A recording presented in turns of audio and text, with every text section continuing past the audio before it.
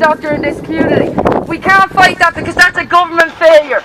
But we can fight them on the grounds that the Irish government want to place 985 people into this community when we have only got one hospital, which is Naas Hospital. Now last year alone, Naas Hospital turned away 1,500 people who were after waiting over 10 hours to be seen, who couldn't be seen because Naas Hospital didn't have the staff. On the 6th of December of this year in Dáil, it was already discussed how County Kildare is struggling with education, with schools and hospitals. Now we can stand and ask the government how they think it's acceptable to throw into a community 985 people who they're telling us they're going to give them their own medical centre in here. That's fair enough. But the medical centre is not going to be able to treat them if they break an arm or a leg. They will have to be brought to Naas Hospital.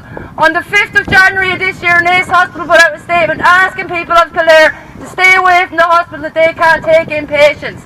But yet the government thinks it's okay to bring down 955. That's legal, legitimate reasons, and that's the ground we're going to fight them on. They've no amenities or facilities to serve these people. They're telling us it's women and children. In Kildare alone this year we had 66 Irish children who couldn't avail of school places.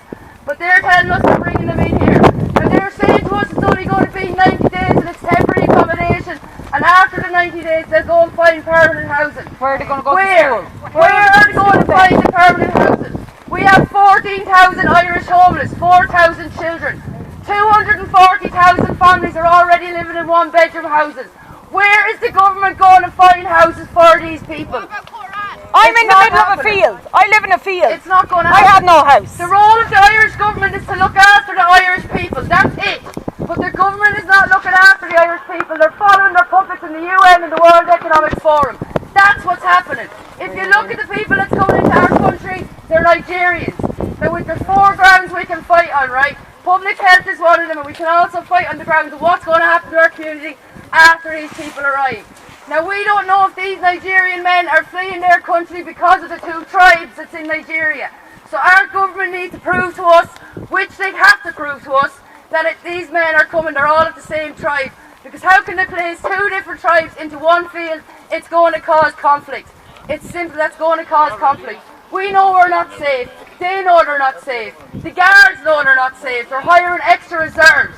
Why are they getting all these extra reserves if they're not bringing in people who are not safe? The people who are coming in, there was announced yesterday, 85% of these men arriving in our country are unvetted. That's a fact. They're undocumented. It's undocumented. You have to have documents to get on a plane. They're not coming here 85%. And now they're expecting us to sit back and just ignore it and take these people into our community. We are here because we're terrified for our children. We are here because we don't know what's going to happen. We're not here because we hate who's coming to the community or we hate anything else. It's hidden. Everything is a lie. They're telling us they're coming here under the guise of war or climate change, when it's not. They're coming here because we have 3 programs in this country. The Irish Refugee Resettlement Programme, Global Ireland Welcome to Africa Strategy 20 to 25. We're currently on year 4. There's 1 year left in this. This is what's happening in our country. We've been lied and we've been hoodwinked by the Irish government.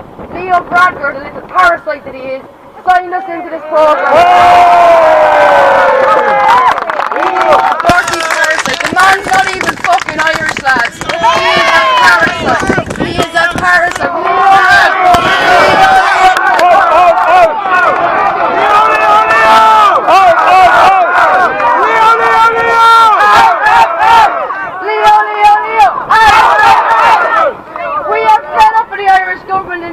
This is why we're here. We're not here to hate anybody.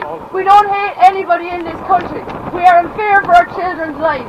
We look at our country. We have 1.5 million Irish people emigrate out of this country in the last 20 years. You are leaving. You are leaving because there's no chances for them. There's no prospect for them to get a life, to build a house or get a job in this country.